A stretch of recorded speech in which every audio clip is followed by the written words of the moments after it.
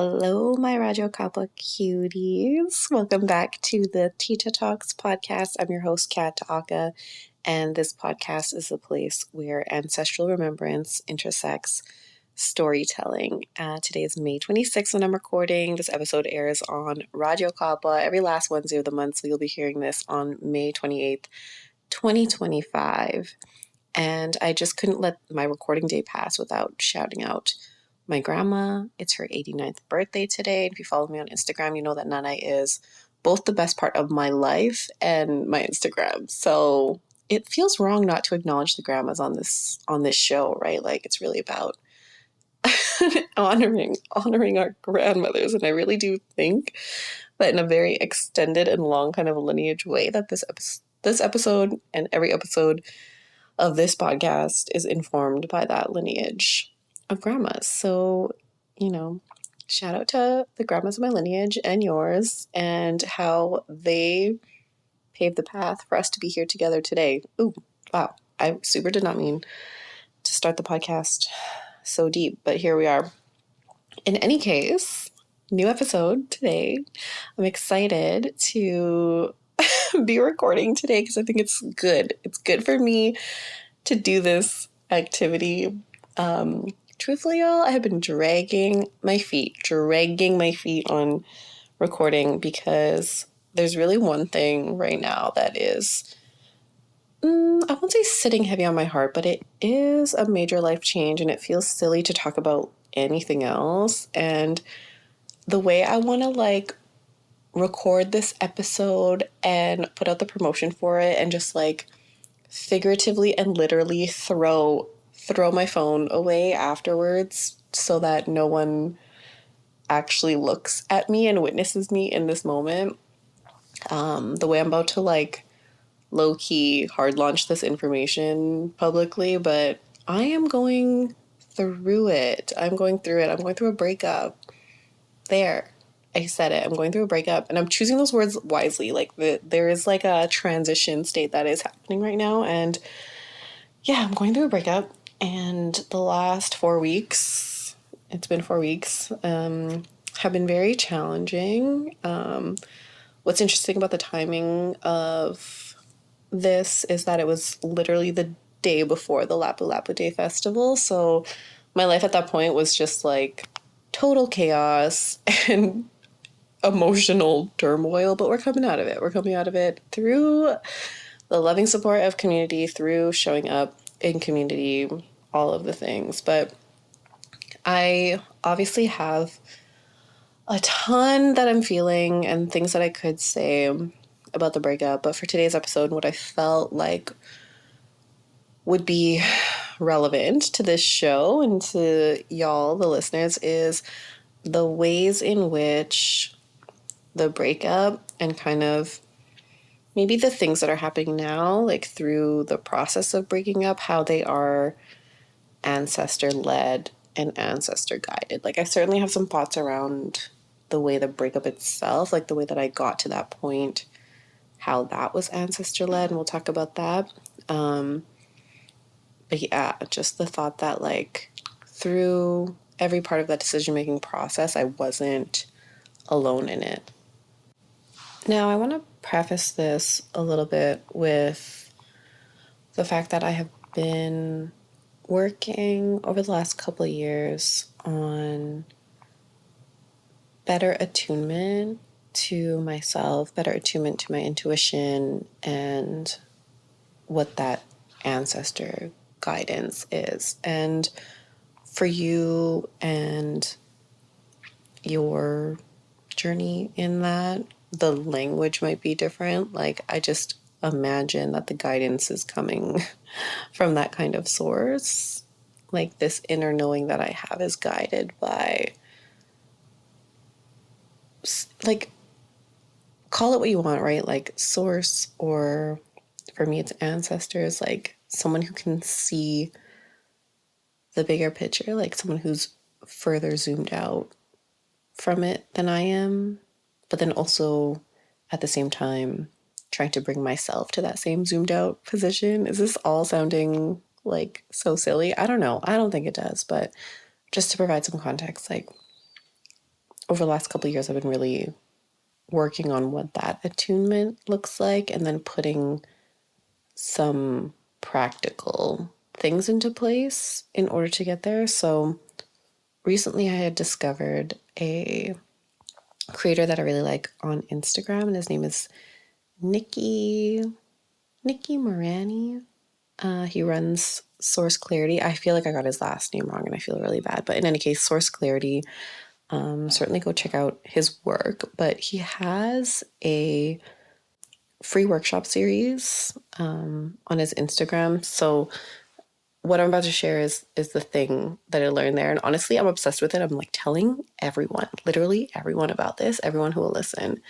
But it's just a way to really intentionally and actively tap into your own intuition. And it's not something I've ever done before. Like, I used to kind of, I don't know, like wait for a visual or something like a lot more loud and obvious, perhaps, as like an answer to a thing I was asking guidance for. But now that I have a tool, like something really intentional to use, I find that I'm arriving to the answers a lot quicker. Whereas before I used to be like looking for signs or again, like looking for like a strong visual confirmation for something. But now I just like turn that inward and search for the answer in the way that it feels in my body. So let me walk you through this process because I think it's really cool.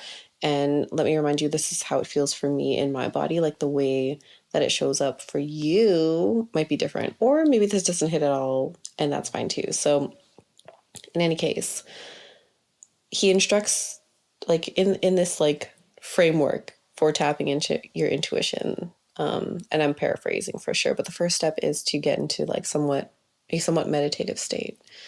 And he then says like, okay, call your source in. So again, fill in the name there. Like for me, it's like my most benevolently well ancestors who are working for the best interest of me and everyone around me and on the planet. And essentially, you're just like asking them to come in to inform this like round of questioning, kind of, right? So again, meditative state. He also instructs on like lightly tapping on your heart space or pressing like your index and thumb fingers together or middle finger and thumb together just to like, again, tap into your body a little bit. I do like the heart tapping one. So you start off easy and you ask your source, show me what a yes feels like. Okay. And then you feel into your body for the very subtle changes that happen. Okay. Show me what a yes feels like. And essentially for me, what a yes feels like, and I just like, oh, I keep talking about this because I just like the feeling is so good. It's such an obvious yes for me. When I ask for a yes, I feel it in the top corner of my ear. Like the way I keep describing it to people is if that little top corner of my ear could taste sour, like if it could taste what sour tastes like a puckering, that's what it would feel like. So that's a yes for me. And when it's a full yes, like a really big yes, that feeling kind of radiates up and out of my head. So it like, again, this took a little bit of practice, but it became very clear like what yes and big yes feel like in my body. So then you do the same thing, but for no. So you ask source again and like feel into your body, like what does a no feel like? And again, for me, it starts to, I feel it in the lower parts of my face, like my jaw, and I just like feel the energy dropping. Like it's almost as if the energy is like moving from the middle of my face and like down into my jaw. Like my jaw gets like a tiny bit heavier, if that makes sense in like the sensation of it. And then again, similar to a yes, a big no moves further down in my body, just like past my jaw. So it's been really fun to experiment with that. And again, he has a lot of instruction around it, but part of that instruction is to give that some little tests, right? Like I have two hands and then feel into your body, or I have seven eyeballs and then feel into your body for like the yeses and nos. The other fun ones that he describes is like picking an avocado at the grocery store, like using this to pick an avocado, which again, just like light and silly and fun. And yeah, as things progressed, I started asking bigger questions, of course. And, you know, it was kind of like early on, the answers were kind of like, not yet, not yet. And I kept getting like, not yets until one day it kind of flipped into a yes. And there was just like a really obvious, like, feeling in my body on like what I was supposed to do next. And honestly, it's been so freaking game changing, honestly, because it's just a fun trust building activity with myself, which I feel like I hadn't had before. Like, I'm so used to looking left and right for making decisions. Like, I don't know if that's some like youngest child bunso type thing, but a lot of my decisions in my life historically have been made because of what I felt like I was supposed to do in an attempt to people please or make myself small or palatable or doing what the group was doing. And like the group is my family or my partner or whatever. And the business I'm in right now is like building trust with myself and being really fucking locked in on my intuition, and not even just that, but like having the confidence to act on it. And I think on this like topic of ancestor guided, it's knowing that, okay, so historically I have made decisions in a group setting. Okay, well now this like intuitive like trust building activity with myself is also informed by a group. You know what I mean? But that group is a group of like guides who are all working in my best interest. And not to say that like on the surface the people around me are not also working in my best interest, but they don't know what I know inside. Does that make sense? I don't know why I asked that, because I think it's just going to land with you the way it's going to land with you. But in any case, it's like I'm moving from this like group decision making setting to a very different ancestor soul led one. So I do like to ask it silly questions, but sometimes it's, been very impactful in the way that I'm making decisions on some of the bigger things now, because I've been building up that like repetition and trust within myself. So it's been super interesting. It's been super interesting. And again, the strong yes or strong no, those feelings became really loud. Those feelings in my body became really loud when it was time to make a decision on things. So there's that. I think another way in which this scenario was ancestor led was like in a really physical way that I could have never like understood or planned for on my own, is like the physical aspect of it, like physically being rooted in Winnipeg, because I'd been on the road for 2 years with my partner at the time. And like, I think that part of it made it difficult for me to like one, root down enough to hear myself fully. And I think in some ways it did serve as kind of a distraction,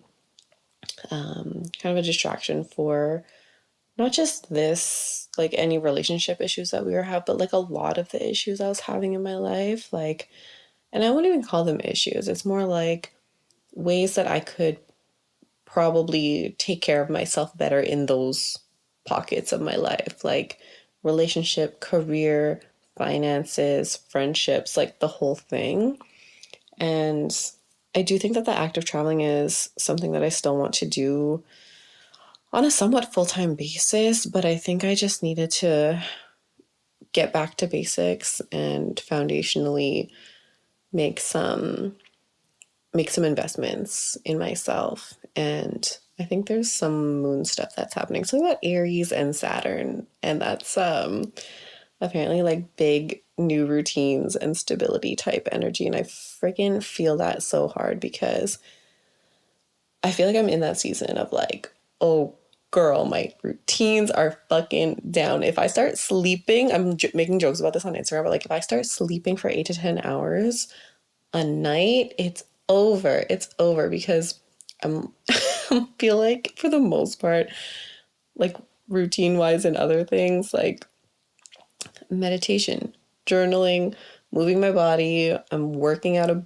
bunch and not in some like unhealthy way, in my opinion. Like it's fun and it's actually like stuff I want to do. And yeah, I'm seeing my friends a lot and like I feel like my cups are getting full. So yeah, if I start sleeping regularly, oof, unstoppable. Unstoppable. So I do think that this like physical rooting in Winnipeg that I did not plan for at all was really like faded in a way because yeah, I would have kept going. I would have just kept traveling and who I don't know where all of those parts of my life would be right now without that opportunity to root down. And yeah, again, like citing my grandma on this, and I talked about it in a previous episode, like I did not plan to be here. And then I went to the hospital for 2 months and there was no way that leaving made any sense during that time. Like needed to be here for her and my family. And yeah, it was just like really divine in its timing, I think. So that was a really interesting way that like ancestor guidance showed up in this scenario. And the last way that I want to talk about is just a reminder that through all of this, like I am love.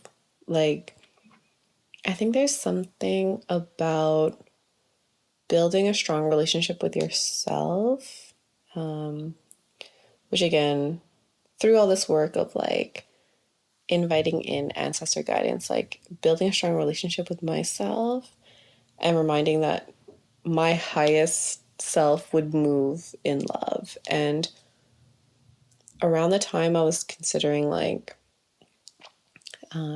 to stay or go in this relationship, one of the things that was important to me is that it was always grounded in love. Like I don't ever want to stay or go out of fear. Like it always has to come from a place of love. And I also just like simply cannot accept what is typical in any situation, I guess, but especially this. Like I was really trying to manifest like if it was going to happen, like a sweet and silly and loving breakup. And honestly, like we fucking did that. Like we really did that. And while it's still extremely sad and difficult, it was like the most gut-wrenching time of my life, but it was so full of love, so full of compassion and just like shared grief. And it was so much more than I could have ever imagined in a breakup. I'm not gonna cry. I don't ever cry on this podcast. What are you talking about? Yeah. And yeah, I don't really want to go into full details, which feels boring because this is a podcast and I feel like I should talk and I should spill the tea. But Homegirl is not ready to talk about that piece of it. So if y'all pester me enough, maybe I'll say more. But I really do, I really do think that piece of it was ancestor guided too, where it's just like, okay, y'all, I'm calling all of the troops in. I need help. I need help making this the most loving and again, like as light and silly as a breakup could be. And I feel like that's a lot to ask, but again, I don't think there's a perfect scenario when you break up. It's always ass regardless. Like it's always terrible. The way that I'm describing it to people when they ask me like how I'm doing, I'm like, well, it's terrible, but it feels correct, which is maybe the like all the answers you need on stuff. But like, as again, gut-wrenching and terrible as it was so full of love. It was so full of love. And I have so much love. I have so much love for my ex. Oh, it's so weird to say that out loud. It's like not real yet. I'm in transition. I'm going through a breakup. And I think that there's like, again, the verbiage is important there because I think there's so much internally that I want to work through before. I don't know. I don't know when you like get out of transition after that, but I just know that there is like an in-between limbo-y phase because I do feel like I'm between worlds. And I went out this weekend a bunch, and I'll be honest, like I find people's questions to be odd in like the most diplomatic adjective that I can choose. And I think it's because I personally think I have a decent read on people, like, and their intentions. And I can tell when someone is asking me how I am or how things are, from like a place of genuine interest and care. And then people who are just straight up nosy about it. And yeah, it's really bizarre. Instagram is bizarre too because people like have this little peek into your life, and then I don't know, there's like a strange entitlement around information and stuff. But I had a couple of people ask me this weekend like about my relationship status before asking how I am, and I just thought that was so weird. Like, the other thing too is if you don't know, it's because you don't need to know. Like, why? I don't know. It's just so bizarre. Anyways, off on a tangent a little bit because that was like really bugging me out this weekend. But in any case, I actually have no idea. I can't remember how we got to that point. But yeah, it's been a ride. It's definitely been a ride. And in some of the post breakup internal work, a lot of it has been like, oh man, like lots of like moving through it. I've actually been like practicing with my Cali sticks a lot more often than I have in the last, like, since I've had the Cali sticks, like more in this last month than ever. And I have found I have found that to be a really powerful source of transmuting some of the like pain and sadness and like straight up anger that I have around the situation. And outside of that too, I've just been like writing a lot more in buy-in too, which again is like, in my opinion, those two activities feeling really ancestor guided on the transmuting of my emotions right now. So just little things I thought I could offer at the end here. But in any case, that's the tea. That's the chismis. Kind of hot, in my opinion, the chismis. But again, I don't know. This podcast just kind of exists to share the things, and honestly, like, the people are gonna find out anyways, but I don't really want to talk about it, so don't at me when you hear this show afterwards. Like, it's fine, okay? Like, it's fine, everything is fine. The more times I say it's fine, the more I see the visual of that meme, like that little dog that's sitting in that coffee room or whatever break room and everything's on fire around him. I'm like, it's fine, it's totally fine. And maybe it's not, and that's okay too, but it will be fine. And that's also fine. Drink every time she says fine, if that's if that's the kind of day you're trying to have. Don't do that. Maybe don't do that. Yeah. So it's been a weird time, and really grateful for you for witnessing me through it. And Homegirl is always here for the overshare. But yeah, it's been a freaking ride, and I know that there's a lot more that's going to come out from this, and who knows, maybe I'll talk more about it.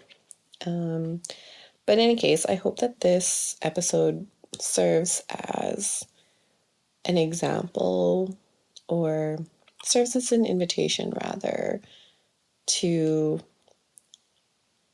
better attune with yourself, better attune to your ancestors and guides who I'm certain always want to have your back in these scenarios, but we really have to be open and receptive to that.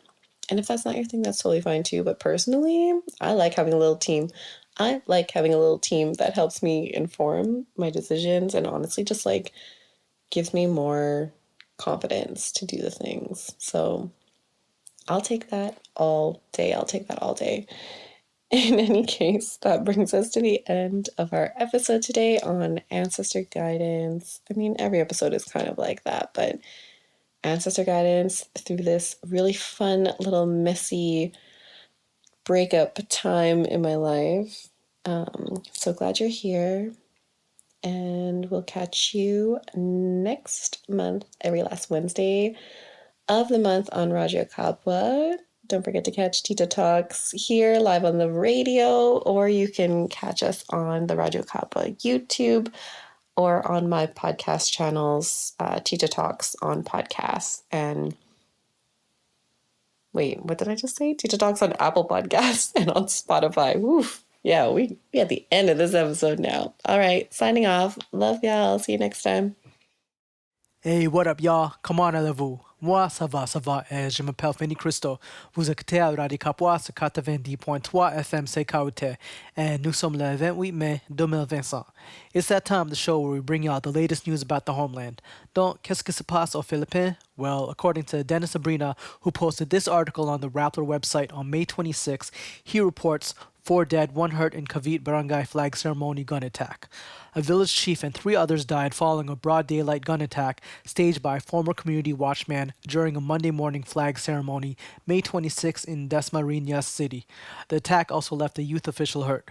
The gunman, identified by police as a 50-year-old former barangay tanod known only as Ariel, later shot himself and was declared dead on arrival at a nearby hospital. Based on initial investigation, the suspect approached the officials from behind and opened fire at close range, striking the barangay chairman and the other officials before turning the gun on himself. The attack was the second deadly shooting in Cavite since the weekend. On Saturday, May 24, a 48-year-old man who was a known supporter of NAIC Mayor-elect Romel Magbitang was gunned down in front of his home. His name was not officially released. Now, please note, this was just a snippet of the full article, and if you would like to access it in its entirety, you will find the link within this episode's descriptions on YouTube or the CKUT website, or you can search for it on the Rappler official website. Ok, c'est tout pour des actualités et on va écouter des publicités. Mais bougez pas, on va revenir et je vous porte des noms de la communauté. Alright, on est de retour. Je suis Fanny Christo et maintenant vous écoutez à Radio Kapwa sur 90.3 FM CKUT. We are approaching the end of the month. Il reste 3 jours avant juin, mais il va y avoir beaucoup de choses à faire pendant cette période. So, like I always say, grab something to write with and write on, or open your calendar app and I'm gonna let you know what's coming up in La Belle Provence. On y va. Our first event is actually happening today in a few hours, brought to you by us, Santa Kapwa, at 6 p.m. in the auditorium of the EV building on Concordia campus. Kapwa Movie Nights returns for Asian and Filipino Heritage Month. We are honored to present, for the first time ever in Montreal, the award-winning documentary Inay Mama by T.I.T.A, who we actually interviewed a few months back, with the desire to help answer unresolved questions and heal lingering wounds. Inay Mama investigates the flawed immigration pathways between the Philippines and Canada that kept so many Filipino children from their mothers. The film will be followed by a post-screening discussion with T.I.T.A and Jeremiah Reyes, moderated by our very own Martin Dufresne. So how have you tried to manage your depression? I don't feel like being married helps. No. Makes things harder. I confronted my mom about it. The whole question of like, why aren't you with Dad? And why Luis? And told her about my depression. She got mad because she doesn't believe that kids can get depression. There's no such thing as I'm feeling depressed. I'm feeling suicidal. You're labeled as? Crazy. Crazy. You always have to have this mentality of being strong. It's not something that I think is ever really spoken about in the Philippines, because The Philippines is a country where you're not meant to stay there. Your education is, you're going to be working abroad. The Philippines' biggest export is Filipino women. And that makes me so angry because my mom isn't an export. Did I tell you about Shirley? My friend Shirley? Independently, they told me their immigration stories, and they're the same. Have you ever considered that your depression is part of your immigration? I think not having emotional support growing up, you just kind of take it on yourself. It's tough when you're left to repair what they broke. No, that was so awkward. Have you ever thought about now talking to your mothers? I think I would like to have a conversation with her. I felt like I gave up throughout high school because like I kept asking about it, but now maybe I should try again and see if my mom will answer.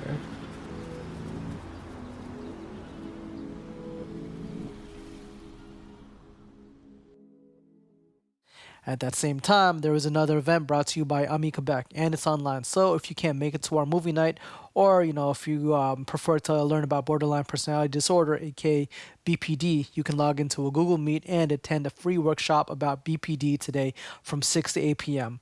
MAY' Quebec will be providing valuable information and insights that can help improve your understanding of BPD, and you can register for it at mayquebec.org/workshops. Then tomorrow, another event with some Kapwa you might know from 9 a.m. to 4 p.m. at the Université de Montréal in the Pavilion, room 580, located at 3744 Rue Jean Briand. You will find the McGill Université de Montréal Lecture Series Democracy, Development, and Discourse in Southeast Asia, the State of Rights in Southeast Asia, a colloquium. Speakers will include Maria Cecilia Huang, Santa Kapwa member Jax, and Danielle Magsumbol, who spoke at Kapwa Rising Toronto. Then jump ahead 2 days to Saturday, May 30, around 8 p.m. at Casa del Popolo, which you can find at 4873 Saint Laurent. And you can support the future of Montréal's oldest anarchist hub avec un concert bénéfice pour la pérennité de plus vieux espace anarchiste de Montréal. Since 1982, 2033 and 2035 Boulevard Saint Laurent has been a cornerstone for anarchist organizing in Tiohtià:ke, Munyang, Montreal, home to Le Revolte, feminist and queer autonomous social space, the Dira Library, and the anarchist bookstore L'Insoumise. These spaces, hosted by the Association d'Espace Libre et Imaginaire, have welcomed countless events, gatherings, and communities over the decades. Now, the building needs over $200,000 in critical renovations to remain safe, accessible, and open. From the crumbling facade to a much-needed bathroom repair, they'll be calling for solidarity to preserve this legendary space for future generations. Come out, show your support, and help sustain a vital space of resistance, imagination, and community. That same day, again Saturday, May 30, from 4 p.m. to 7 p.m. at the CC LGBTQ+, which is at 2075 Rue Plessis, they'll be hosting an art and discussion evening for members of the Pan-Asian queer community, hosted by Santa Kapwa and Safgang. This event is designed for and by individuals from Pan-Asian communities. Together, we'll hold space to reflect on the diversity of diasporic journeys and how they intersect with LGBTQIA+ identities. Participants will also be invited to take part in an introductory lino-cut printmaking workshop where they'll create a personalized stamp, a gentle exploration of how each of us leaves our mark and tells our story. Find out more on Instagram at CCLGBTQ+, at Santa Kapwa, and at Safgang. Then another event happening May 30 is Strange Dwellings, or Habitat Sensible, from 5 to 10 p.m. at Whitehall Studio, located at 4532 Avenue Laval. For its 14th edition, RIPA explores the theme of Strange Dwellings, Habitat Sensible, which is all about visiting, going inward to sense the home of one, its warmest aspects as well as its darkest. This edition focuses on openness to others, sharing community, and the relational. They seek to explore intersubjectivity, where the self is undeniably connected to and constituted by its surroundings. Strange Dwellings, Habitat Sensible, invites us to journey into the intimacy of others, a place of introspection and vulnerability. From this unusual encounter, weave out reflections on what defines us, brings us together, or grows us apart. They question our own identity so that we can better inhabit together. Santa Kapwa's member Coco Mariano will be one of the artists, and you can find out more info on Instagram at ripa.performance. And for the Sunday, May 31 at 5 p.m., the Infinity Movement at 5957 Rue de Verdun will be hosting Camp Infinity, a joy pack summer camp meets bat mitzvah celebration of a major milestone. They're officially launching their new home and celebrating the inclusive movement they've built together with y'all. Infinity Movement has never been just a gym. It's a sanctuary for connection, community, and courageous movement, especially for those who felt excluded from traditional fitness spaces. This new space is everything they've grown into: radically welcoming, community-rooted, and rare and powerful, and they're throwing open the doors to celebrate. Whether you're a longtime member, movement curious, or you're just down to party with amazing humans, Camp Infinity is for you, and you can find out more at the_infinity_movement. Finally, Sunday also from 9:30 a.m. to 6 p.m. at Espace Rodier, 914 Rue Notre Dame West, Diaspora invites you to a 100% free day of hands-on workshops and inspiring talks designed for young women from the African diaspora looking to grow their careers or launch their businesses. Find out the deets at Diaspora. And that's all, folks. I told y'all we had a lot to announce for just 3 days, not counting today. But yeah, I'll be at the Kapwa movie night in a few hours, so if you're going, say what's up. Other than that, I hope y'all feeling good. We are unfortunately running out of time, but before I sign out, I'm going to say two things. First, congrats to CKUT for reaching this year's fundraising goal, and thanks to the RK listeners who donated. We love y'all. And second, remember to check us out every Wednesday from 2 to 3 p.m. on 90.3 FM CKUT. This has been Radyo Kapwa, where every Filipino is Filipino enough. And this has been your co-host, Feni Cristo. Peace out, au revoir, and mabuhay.